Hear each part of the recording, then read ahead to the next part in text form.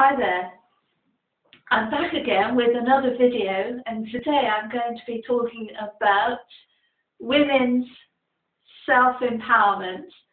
And today I want to base this on a piece of scripture actually from the book of Proverbs in the Holy Bible. And in verse 1, the book of Proverbs says that a wise woman builds her house, and the foolish one tears it down. And today I want to relate that to women's self-empowerment. And our self-empowerment, our ability to self-empower, is a very strong personal development tool. But of course, when we're talking about self-empowerment, it's never at the expense of someone else. We never want to puff ourselves up at the expense of someone else. That isn't integrity, and it's not necessarily good character.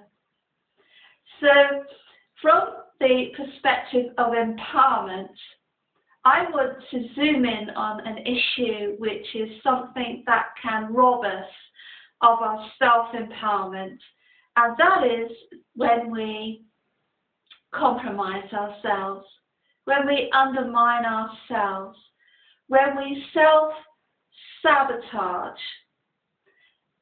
Sometimes this self-sabotage can happen out of our awareness.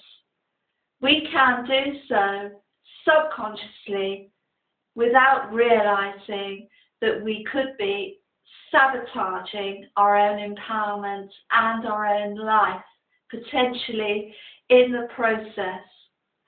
And one of the ways we can do this is to not allow ourselves to have success, or not allow ourselves to have love, or to not give ourselves the nurturing and the self-value that we truly deserve. And all these issues can come from issues from the past in our childhood, or even from our social conditioning, or our cultural conditioning, or our familial conditioning.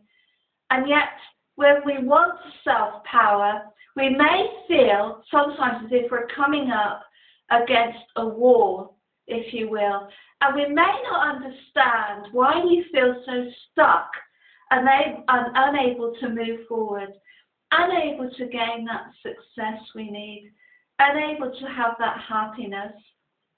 And sometimes it can be because we are on some level, without realizing it, self-sabotaging and unable to allow ourselves to move up to another level, because we've, on an unconscious level perhaps, or sometimes even consciously, only given ourselves a certain level to where we cannot go any further.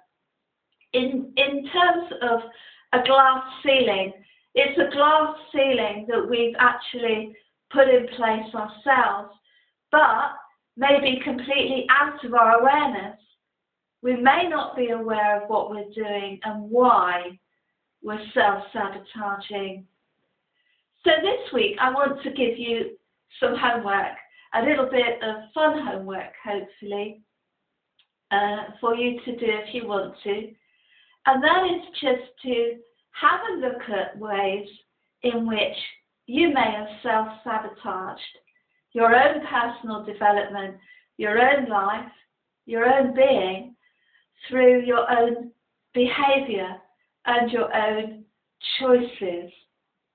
And this can be a rather fun exercise. The reason being that when we have self-revelation, when we gain self-awareness, there is often a feeling of freedom that comes with that.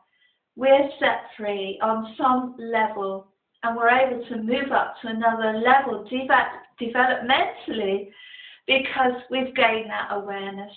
We've gotten out of our own way.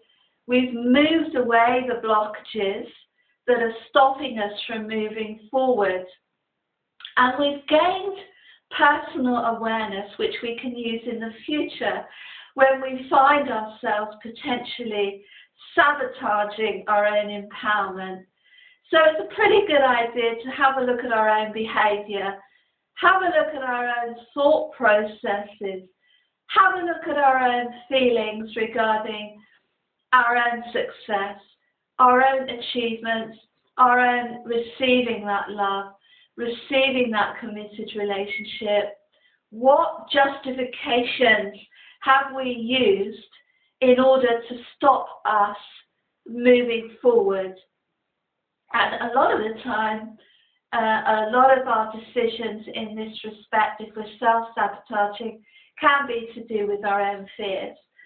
So, as always, stay safe, very happy, and I hope moving on in your own developmental path. Bye-bye.